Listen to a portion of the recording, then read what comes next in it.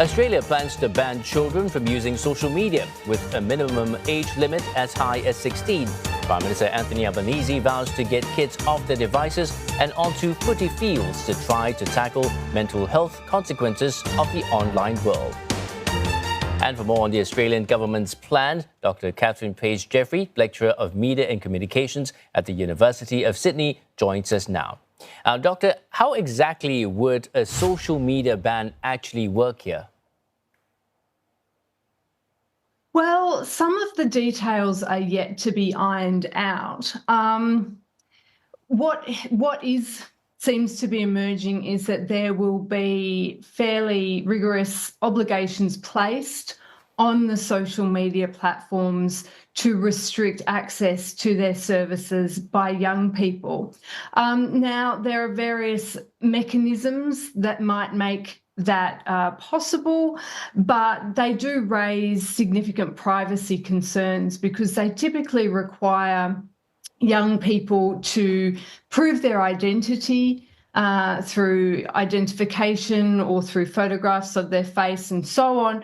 And so much of the online safety education to this point has warned young people against sharing personal information about themselves. So it does raise privacy concerns, but again, the government has not yet specified exactly how those age verification processes will work in practice.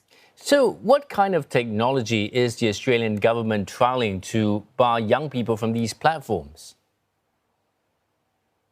Well, I'm not actually across the different technologies. What I can say is that the government is currently undertaking an age verification trial to try and limit access to certain online sites like pornography and some social media by young people. I know that there are various mechanisms for doing that. I'm not across the technical detail, but there will need to be safeguards in place to ensure that the mechanisms and the technologies that are used are effective. They don't compromise the privacy of young people, and that they are that they actually work. Because, as we know, often banning things doesn't work.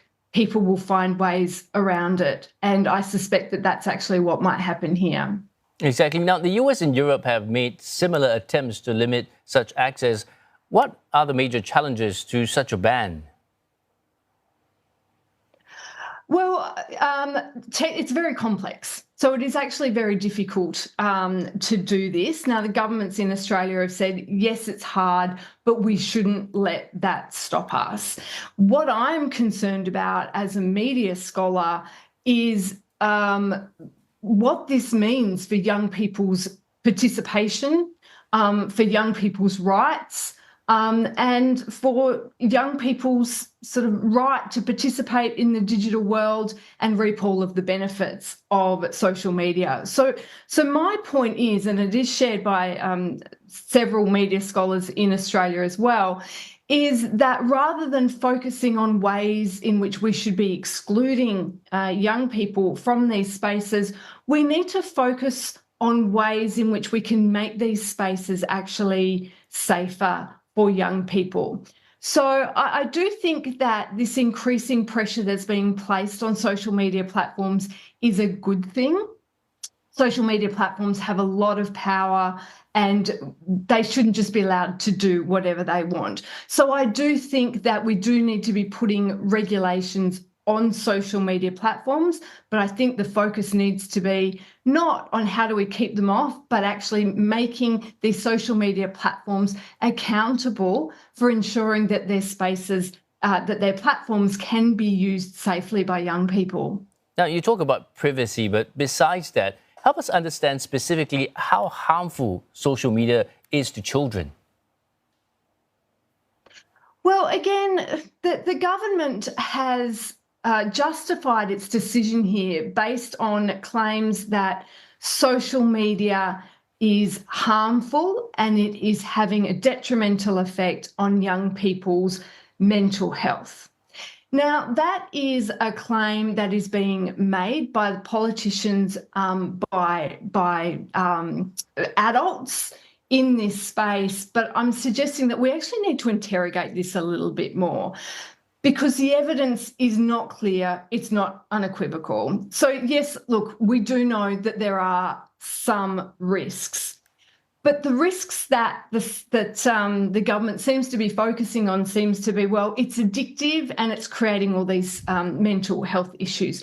That is not well established. Sure, we know that some young people do have problems around excessive use and actually getting off the platforms, but really the vast majority of young people use these platforms without getting addicted and are able to exercise their own agency in their use of these platforms. Now, so I do think we need to be... Yes, sorry, go on. Oh, no, you carry on.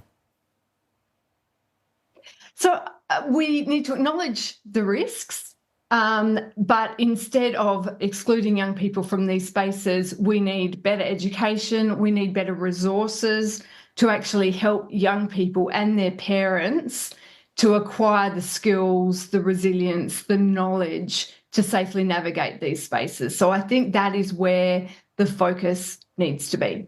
Now, no country in the world has rolled out a system like the one that the Australian government is proposing.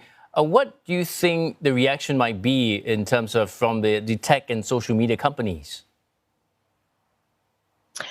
Well, we need to remember that the social media companies are proprietary platforms that monetize our attention and engagement. The well-being of its users is not its number one concern.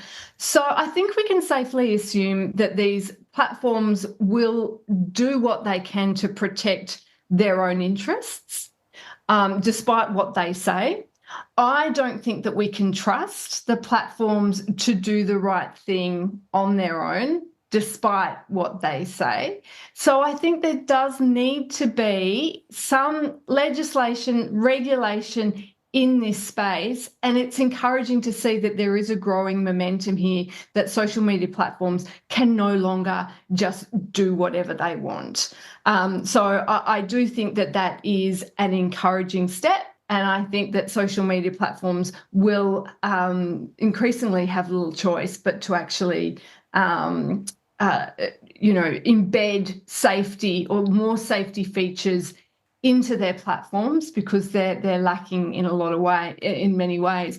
But what I will say is that the banning is a fairly blunt response to online risks. We need a response that's multifaceted, that acknowledges that online safety is a shared responsibility.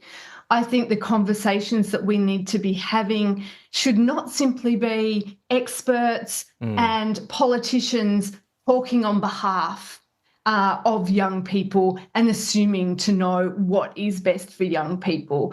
The thing that's been missing in this debate is the voice of young people, their experiences, how they manage risk. There's research to show that young people actually have a range of skills and competencies for identifying and responding to online risk. How do we help them to further develop those? How do we help parents? How do we help governments enforce these regulations?